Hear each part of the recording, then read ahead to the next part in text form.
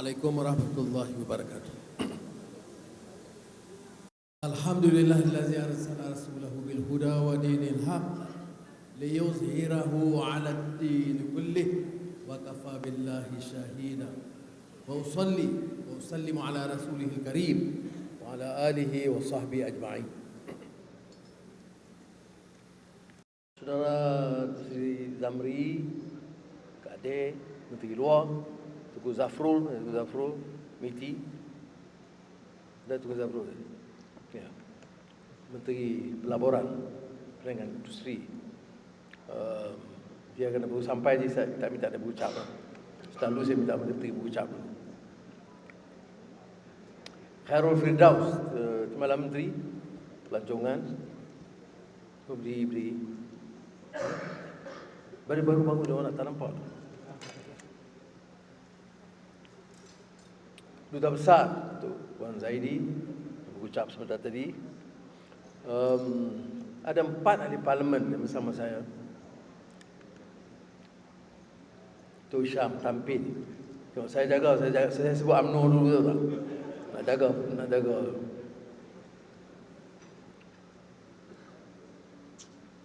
Yang Ulu Langat tak payahlah, orang kenal semua lah.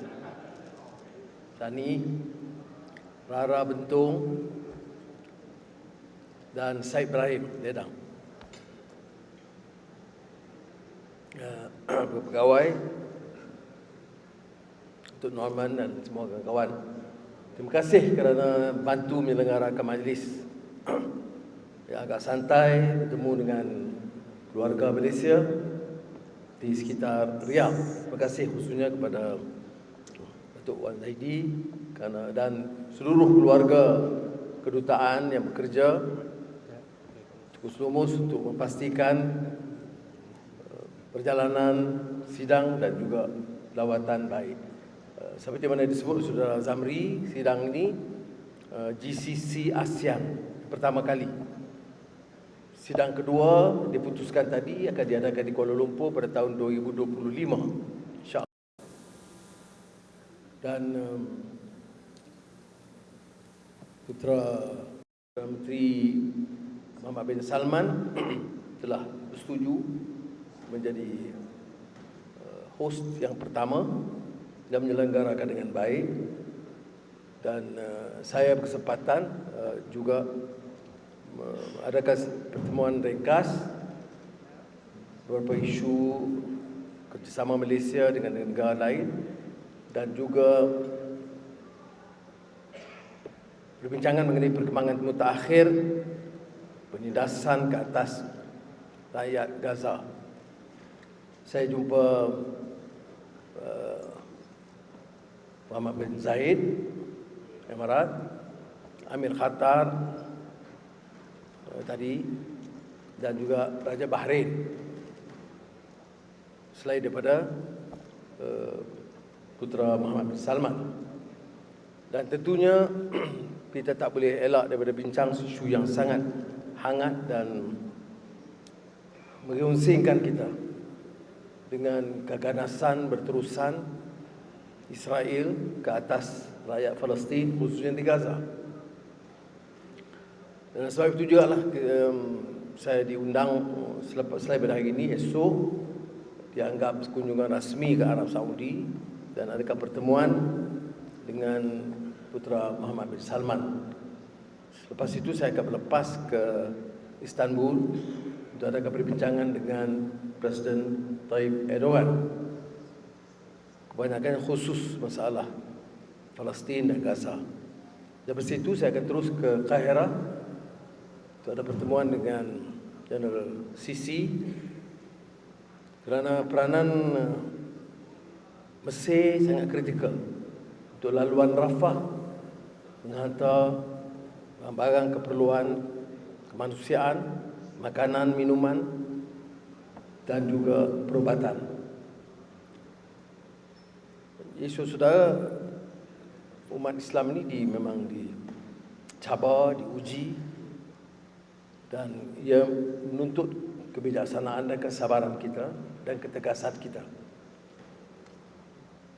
Sebab itu dalam ucapan saya mengenai kerjasama ASEAN GCC, saya pertamanya ucapkan terima kasih dan penghargaan kepada Perdana Menteri Muhammad bin Salman kerana bersama dengan OIC, Sidangan Negara Islam, mengambil inisiatif menghimpunkan semua negara Islam menyatakan pendirian mereka. Dan kita diwakili oleh Saudara Zamri, Menteri Luar. Dan dalam pertemuan itu ada pendirian yang jelas. Ya, memang masalah Gaza atau Palestin tak boleh selesai hanya dengan bicara soal kemanusiaan. Ini saya sebut juga tadi. Ya, soal prinsip keadilan. Selalu saya gunakan ungkapan politics of dispossession. Apa maknanya? Orang kadang kurang mengerti sebenarnya. Ini bukan soal sentimen kaum, sentimen agama, sentimen Arab. Dia isu Palestin masuk Gaza sekarang adalah isu rampasan hak rakyat, tanah mereka, harta mereka, malah maruah mereka. Human dignity itu dirampas. Bukan setahun, bukan 10 tahun, bukan 20 tahun. Sudah 7 dekad. Dan bila ada tindakan umpamanya dari kumpulan-kumpulan Islam ke apa-apa itu dihebahkan. Satu dunia barat gayuh rendah tentang apa yang dikatakan gagasan satu pihak. Padahal kezaliman harian, rampasan tanah, settlement, pembunuhan anak-anak wanita, penghinaan berterusan puluhan tahun tidak mengesankan. Sebab itu saya katakan, mana dia kemanusiaan kita? Mana dia yang dikatakan humanity kita? Jadi ini menyebabkan kita harus bersuara. Dan alhamdulillah, seperti mana disebut oleh Menteri Luar, bukan kita nak jadi jago atau kita ada peranan. Banyak masalah dalam negara pun Malaysia belum selesai. Jadi orang kata mengapa kita sibuk soal lain, tapi ini tanggungjawab kita. Untuk menyuarakan, untuk menyatakan bahawa kita bersama. Ini peranan dimainkan oleh negara-negara Arab yang menjadi jiran. Sebab itu saya ambil waktu menemui sebanyak mungkin tokoh-tokoh daripada GCC tadi untuk menyatakan penghargaan dan minta tindakan terus, dan kami memberi sokongan apa sahaja yang perlu kita lakukan untuk mendorong mereka berbuat sesuatu yang lebih baik untuk menyelamatkan rakyat yang sekarang terdera dalam satu sistem penjara yang kejam di Gaza. Jadi mudah-mudahan langkah kecil kita ini dapat membantu dan memberikan dorongan kepada rakan-rakan kita yang lain. Dan sehingga semalam sempadan Rafah belum dibuka. Yang diluluskan kecil sekali. Yang diperlukan bantuan banyak sekali. Yang sakit itu puluhan ribu, yang cedera, yang meninggal, yang tidak ada minuman dan makanan dan bekalan elektrik. Tapi demikianlah saudara, bagi kita yang ada sedikit rezeki, ada sedikit kemudahan, ya, manfaatkanlah waktu sebaiknya, ada insaf, dan mana yang kita harus bantu, mana yang harus kita didik, supaya ada kesedaran yang lebih meluas dan masa depan yang lebih terjamin. Baik. Di Malaysia kita alhamdulillah ada kerajaan yang stabil. Walaupun dia ada campuran, ada Pakatan Harapan, ada UMNO Barisan Nasional, ada GPS Sarawak, GRS Sabah, dan beberapa kumpulan kecil. Dan sudah pecah 10 bulan, hampir setahun. Kita cuba yang pertama ialah menstabilkan politik negara. Kita boleh tukar Perdana Menteri tiap tahun. Jadi saya gurau lah, saya ingat ini Perdana Menteri ini insya-Allah sampai habis. pilihan raya pilihan raya ke-16 lah. Doa bagi selamat insya-Allah. Tetapi untuk apa politik itu stabil? Supaya kita boleh arah negara kita ini kepada dasar yang jelas. Dan di antara keutamaannya ialah pertumbuhan ekonomi, memacu pertumbuhan ekonomi yang lebih segar. Karena ini akan menjamin banyak hal. Dan pertumbuhan ekonomi itu apa? Pertumbuhan ekonomi ini untuk keselesaan rakyat, pekerjaan mereka, mutu pendidikan, mutu kesihatan, dan nilai. Supaya kita tidak hanya tegakkan satu negara biasa, tapi negara madani, maknanya negara yang maju dari segi ekonomi, ada pemerkasaan budaya, tetapi ada nilai yang kita nak terapkan. Nilai manusiawi, nilai yang diteraskan dalam walaqad karramna bani Adam. Allah angkat darjat. Kerana apa? Kerana akhlak dan nilai mereka. Maka rakyat harus bersatu. Bukan kita pilih untuk mewakili mana-mana kaum atau keturunan kita. Dan kita warisi satu sistem politik dan sejarah dengan pelbagai kaum, pelbagai agama. Kepintaran kita, kebijaksanaan kita, hikmah kita ialah mengemudi dengan sebaik mungkin supaya stabil dan boleh kita rangkul semua kekuatan ini. Dan inilah yang kita lakukan beberapa perubahan dalam negara. Saya harap rakan-rakan di Arab Saudi, khususnya Riyadh, ikuti sikit sebanyak. Tentunya 10 bulan itu singkat. Ada kelemahannya, ada kekurangannya. Nak tentukan urutan keutamaan, bagaimana kita fiqh aulawiyat ini, itu semua hal-hal yang kita harus putuskan bersama. Tetapi bagi saya pendekatan saya jelas. Negara mesti stabil. Negara mesti tegak atas dasar hukum. Amalan untuk jadikan kuasa dan jawatan untuk memperkayakan diri, menggondol kekayaan dengan cara rasuah ataupun salah guna kuasa, wajib diberhentikan. Kita tak boleh jadi Perdana Menteri mesti kekayaan sekian banyak. Wajib dihentikan dengan rukun. Negara rukun dan mengikut hukum. Sebab itu saya agak keras dalam hal ini. Walaupun tidak mudah. Kerana orang-orang yang biasa dengan cara lama itu tidak akan senang. Dan tidak akan terima dengan baik. Tetapi saya fikir mandat diberikan, itu kita manfaatkan dengan sebaiknya. Kemudian, ada apa hal keutamaan? Semua kita pernah mengalami pengalaman di sekolah rendah, sekolah menengah, MRSM atau sekolah menengah sains. Tak ramai di Malay College. Tetapi semua sekolah ada masalah kebersihan dan tandas. Jadi saya mula, orang aneh dia kata ni Perdana Menteri tandas. Saya tak peduli. Mana boleh kita bercakap soal mutu pendidikan, Faculty of Artificial Intelligence dan segala kecanggihan yang kita bicarakan, tapi hal asas kita tak selesaikan. Maka Alhamdulillah tahun ini kita dah bereskan 8,600 tandas sekolah seluruh negara.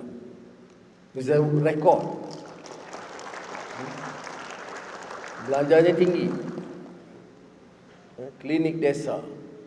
Tahun depan perumahan pegawai kerajaan, perumahan tentera, perumahan polis, perumahan pegawai penjara dalam keadaan yang sangat teruk. Jadi kita siapkan tambahan 2 bilion ringgit lebih hanya untuk paiki selain daripada membangunkan yang baru. Saya tegaskan hal yang sedemikian kerana kita tidak boleh bicara hanya dasar-dasar atas yang lunak tapi lupa tentang permasalahan yang dihadapi oleh rakyat. Saya juga tegaskan sebelum akhir tahun ini kita mesti noktahkan kemiskinan tegar dalam negara kita. Kemiskinan tegar ni maknanya orang yang fuqara, yang paling miskin, sukar mendapat makanan yang cukup, uniform sekolah, susu bagi bayi, masih ada. Dulu awal tahun saya dapat angka 120-130 ribu keluarga. Sekarang tinggal sekitar 14-18 ribu yang insya-Allah kita boleh selesaikan. Bukan masalah kemiskinan dia mengambil masa, tapi kemiskinan tegar, tak cukup makan ataupun OKU dan lain-lain yang memerlukan bantuan. Dan kita butuhkan dana yang cukup. Selain itu, tumpuannya ialah ke arah menarik Malaysia sebagai destinasi pelaburan. Ini Tugu Zafrul tentunya banyak melakukan tindakan dan perubahan, dan alhamdulillah beberapa syarikat besar dunia telah mula berikan perhatian. Baru-baru ini saya ke Tanjung Malim. Ini bukan pengumuman, ini pelaksanaan projek raksasa menjadikan Tanjung Malim kota otomobil di antara kota otomobil besar di rantau Asia Tenggara oleh Geely dengan kerjasama Proton. Dan ini termasuk penggunaan mulanya hybrid, kemudian juga EV. Dan dalam kompleks itu termasuk tentunya kilang penghasilannya, tapi juga Center of Excellence Research dan juga University Geely untuk persiapkan tenaga yang mahir dalam bidang kejuruteraan automobil dan related disciplines. Syarikat terbesar microchips yang menyediakan chips dari Jerman, Infineon,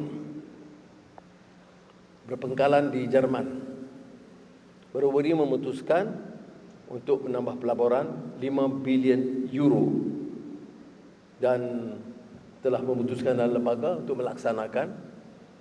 Tapi yang menarik bukan sahaja industri microchip, tetapi pertama kali di luar Jerman, khususnya di Malaysia, dipastikan pengeluaran penghasilan front end.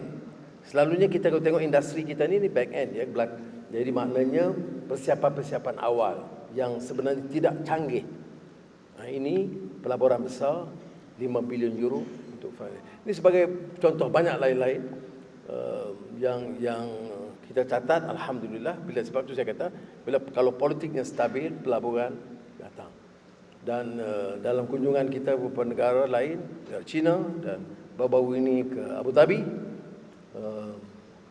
terus ya, ada pelaburan Mazda yang bersama dengan Maida untuk pelaburan besar, saya ingat masa itu $8 bilion Amerika. Dan semua ini menunjukkan bahawa kita dalam landasan yang betul. Sebab itu saya katakan rakan-rakan saya dan jemaah menteri fokus dalam soal ekonomi madani ini, pelaburan dan pertumbuhan ekonomi. Kemudian oleh kerana kita meletakkan satu keadaan yang agak berbeza, madani ini maknanya soal nilai dan akhlak, maka kefahaman tentang Islam dan masyarakat itu juga ditingkatkan. Saya sebut pada anak tadi, umpamanya ada simpang siur tentang pahaman macam-macam, yang keras, yang pantas dia nak hukum orang saja. Jadi ada perlu asas didikan. Masa saya sering ke sini Riyadh dulu, masa muda dulu, masa Habib, dia ada disebut Daduah Syabab. Masa itu salah seorang profesor usul fiqh, ustaz usul fiqh yang rapat dengan kami adalah almarhum Syekh Taha Jabir Al-Alwani. Saya banyak belajar dengan dia. Kemudian buku dia yang sangat bernilai, Adabul Ikhtilaf fil Islam, ethics of disagreement in Islam. Maksudnya ada etika perbezaan pendapat, bukan maki hamun, cerca, hasad, dengki. Maka kita terjemahkan karya itu dan edarkan. Sebab itu saya kata Islam ini mesti dengan keyakinan dan kefahaman. Dan Syekh Taha, saya kebetulan lepas tu dia beralih menjadi ketua Mahad Al-Fikr Al-Alam Al-Islami, International Institute Islamic Thought. Yang kedua yang dilakukan oleh Kementerian Pendidikan ialah mengangkat tahap kefahaman. Selain daripada Quran asas dan hadis, kita pastikan semua pelajar Islam di seluruh Malaysia meneliti, membaca Matan Arba'in, hadis 40 Imam Nawawi dan termasuk syarahnya. Dan ini kali pertama dalam sejarah negara kita, kerana saya lebih yakin sekiranya kefahaman itu meningkat, dia tidak ada terlalu banyak kecelaruan dalam masyarakat. Kecelaruan itu termasuk soal kaum ke agama ke, itu semua kerana kedangkalan ilmu. Jadi mudah-mudahan pelaksanaan program ini mulai tahun depan 40 hadis untuk semua pelajar Islam di Malaysia akan menunjukkan Malaysia ini ke tahap yang lebih mantap, ya. Ada kesedarannya, bukan hanya dari segi slogan atau gunakan Islam itu sebagai topeng, tetapi menjadikan Islam itu sebagai dasar untuk mengangkat tahap kefahaman. Baik, setakat itu dulu. Kalau ada, sementara saya minta makan. Kalau ada soalan sedikit sebanyak, kalau mengenai ekonomi pelaburan, tunggu Zafrul jawab. Soalan antarabangsa, suruh Zamri jawab. Soal politik dalaman, ahli parlimen 4 orang ada. Ya, baik, saya ucap sekali lagi terima kasih. Santai, makan dulu. Lepas tu sementara itu nanti bila ada short break, kita bangun ke sini untuk jawab apa-apa soalan. Sila. Tak payah tunggu mengusi bila makan dulu. Bismillah.